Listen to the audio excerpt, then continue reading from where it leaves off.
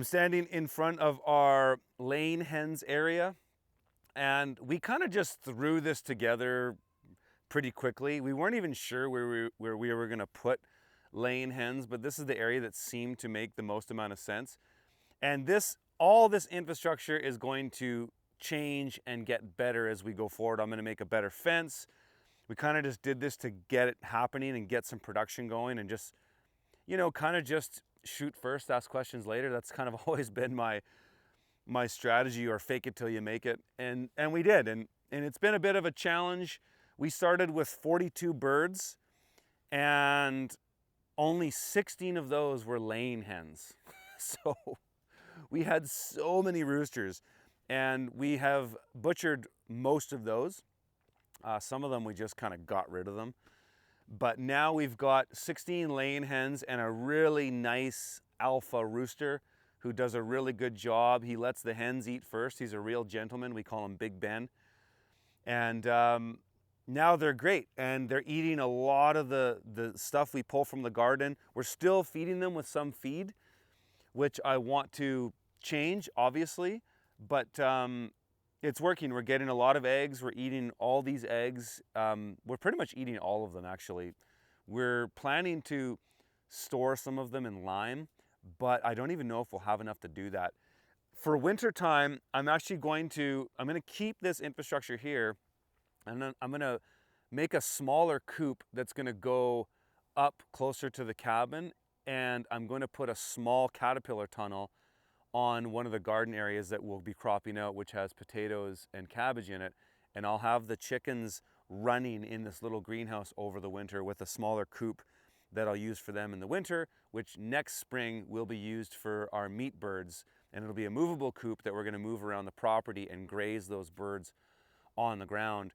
You can see this ground here, this is wild. Like, this is what was here. It's really brittle. It's because there's not a lot of water on this soil. There is a lot of plant life, but because of the lack of water, the soil doesn't really get thick with growth. Whereas you can see this area, this is where that drainage runoff that I was mentioning that comes off that terrace, that comes down here. And look at this nice thick pasture that's very diverse. This is great stuff for animals to graze on. So this is what I know I can get once I start applying water to the land. So just heading down, you can kind of see, it's kind of neat how this area is just green, and we don't irrigate this. It's just, again, it's where all this drainage flows down. And I'm going to be using this as an opportunity to create more terraces down here. I'll show you the beginnings of this orchard area, which isn't doing that great, but it's doing okay.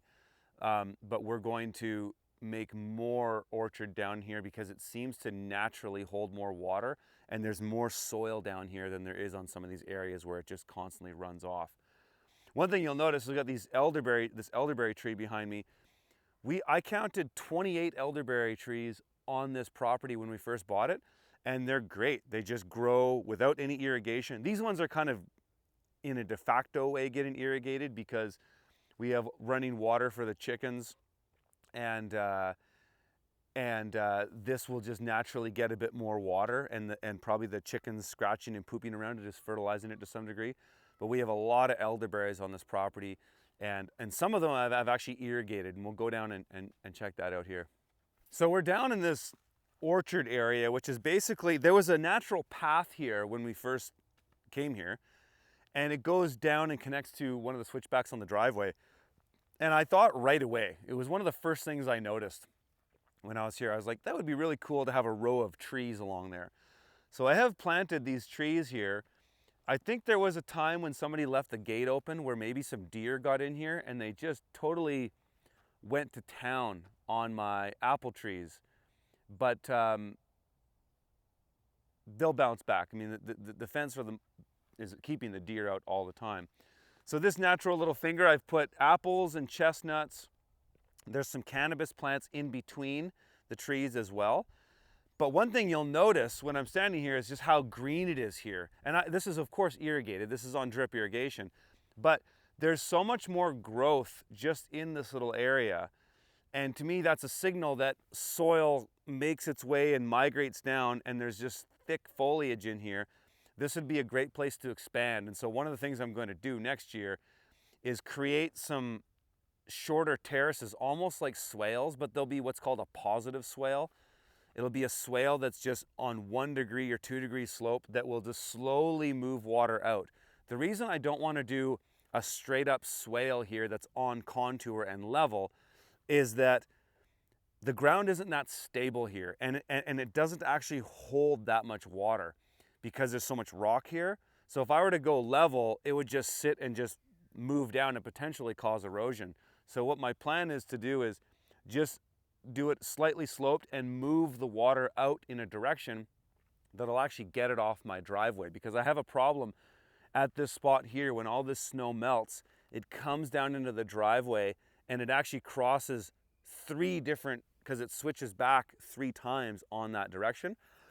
So what I want to do is get all that water away and down there. So the swales here will be slightly off contour and just move their way out to another natural water draw that's already on this property. So next year we'll be planting a lot more trees in here. And you know, this was an example. I planted trees in another area that we can go look at, but it was, I would say, more or less a total failure. I'm going to pull that stuff out of there and put all my trees, or more of my trees, down in this zone, because there's a lot of soil here. I can actually dig deep here and it holds water a lot easier. So this is the site where we're building our house. Not really much to talk about right now because it's not finished, but we did finish the foundation, and we had to bring our slab level up to match it to the floor of my office, which is the highest door you see.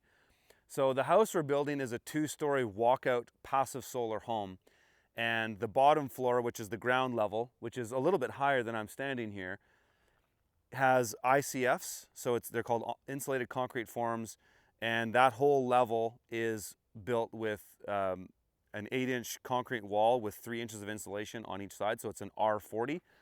And the back is built into the landscape, so it'll all be bermed and buried once it's finished. But you know, it's a lot doing construction, especially building a homestead at the same time. And so to make a really long story short, we felt that we would take a year off building the home just so I could focus on the homestead, so that next year when we start up the home again, I'm not having to run around everywhere, because it was so hard doing construction in the first year. I couldn't dedicate any time to the gardens. But the good thing is we have our crew all lined up for next year. I have all the materials to get our house till the lockup phase, and then we'll be finishing. But it's a 2-story walkout passive solar, so most of the windows are on the south side. This home is 15 degrees to the east, so it's mostly south and it's 15 degrees to the east. It's set off from the greenhouse, which is more or less true south. It's actually a little bit more to the west, but they're connected with a deck, and there'll be a deck that is on the top level, or the top level of the house, and that deck will connect with the greenhouse. There'll be a staircase that goes from my office door down to the greenhouse, and that's kind of the basics of it. Don't really need to get into it too much, but yeah, that's the house site. So one more quick thing on the house. We had to excavate this whole area. It was all, you can see the natural ground where the plants are and the grass. We had a very large excavator come in and hammer this away. The hammer itself weighed 16,000 pounds. So it took this one guy who switched from his hammer to his cleanup bucket once a day. It took him 6 days, 8 hours a day to do this, and it was quite a big job. A lot of people ask why we didn't blast.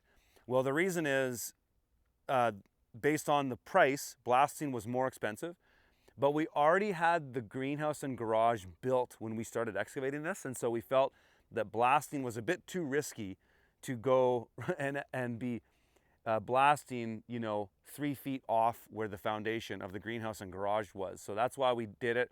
At worst, it cost the same, but it was just a safer bet than hammering it than blasting it. So we basically carved into rock, and the home is sitting on rock, and a lot of that is actually bedrock near the back.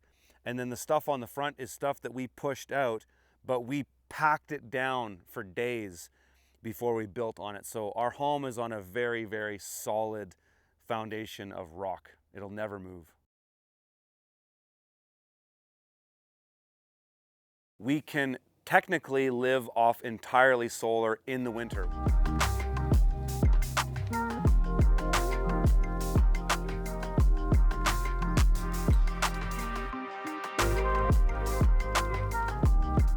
Check out my site fromthefield.tv. It's where I post all my vlogs and the vast majority of all my content. All right, guys, we'll see you in the next one.